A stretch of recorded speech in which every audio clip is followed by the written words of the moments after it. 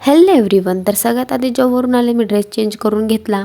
त्यानंतर मग पहिले मी जे रात्री भांडे धुतले होते तर मग ते सगळे लावून घेतले.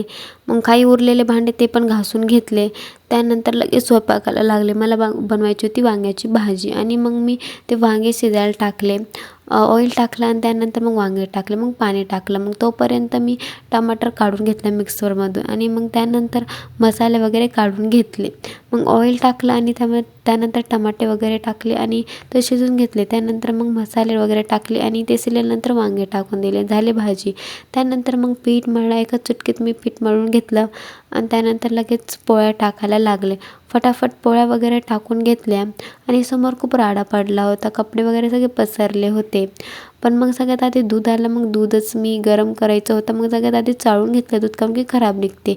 मग हे हरभरे भिजू घालायचे होते. सकाळी उठल्यावर खायचे होते मला. मग त्यानंतर समोर आले. ते कपडे वगैरे व्यवस्थित घड्या मारून ठेवल्यात आणि मला सगळे व्यवस्थित कामं आवरलेले आवडतात. मग सगळे कपडे व्यवस्थित लावून ठेवले. मी खूप थकले होते. असं वाटत होतं कधी मी झोपणार, पटकन जेवण कर आणि झोपून जाईल. तुम्हाला माझा व्हिडिओ आवडला असेल तर कमेंट नक्की करा. भेटूया नेक्स्ट व्हिडिओमध्ये.